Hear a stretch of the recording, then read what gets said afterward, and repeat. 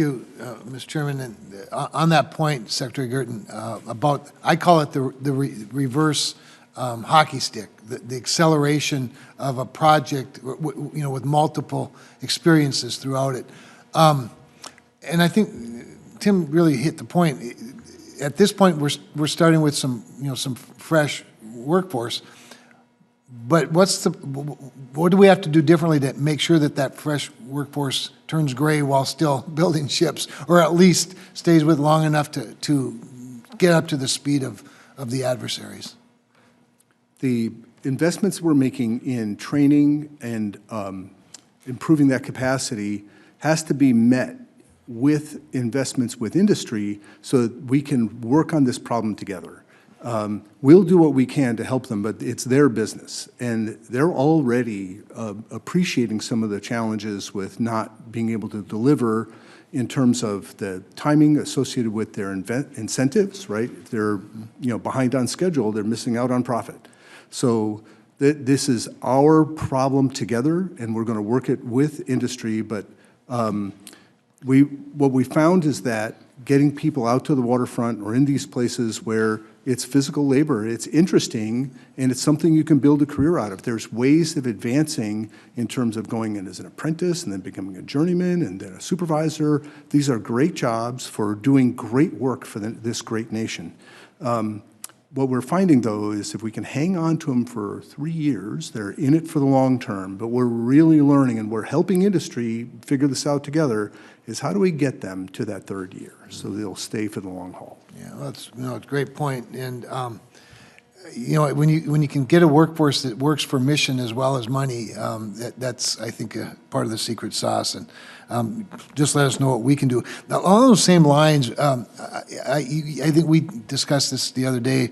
I was recently in San Diego and LA.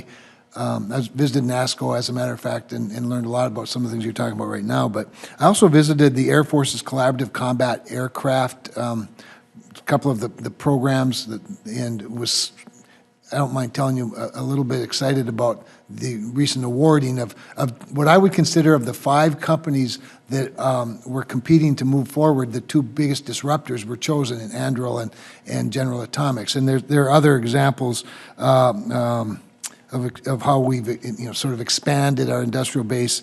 The Army selected Palantir for its Titan program.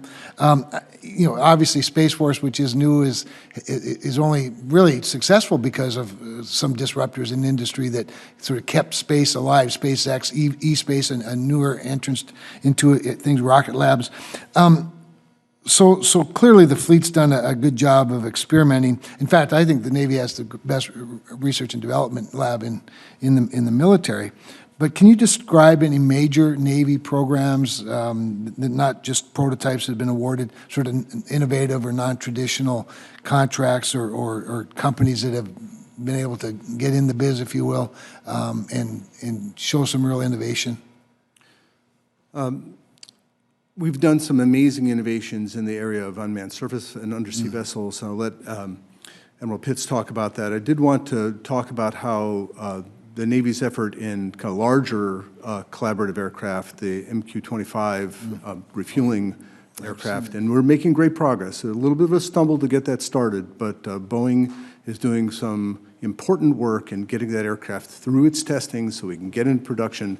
So we need that refueling jet in a big way. Admiral? Thank you, Mr. Secretary. For innovation and getting things out much quicker, we have had some recent success in that we stood up in the Navy a Disruptive Capabilities Office to take emerging operational problems from our fleet commanders, swarm it, work with industry, work with all the experts on the appropriate experts on the OpNav staff, to include contracting and acquisition, and see if we can deliver a very fast solution and capability to our fleet commanders. And we're working hand in hand with OSD's replicator effort, which is scaling some of those mass, smaller, unmanned systems to meet operational challenges. And in that, we're introducing some newer companies and different companies that are showing innovation at scale, sir. while not wanting to offend the chairman in any way, since he kept to 5 minutes, I'll do the same for the first round, Mr. Chairman. Thank you.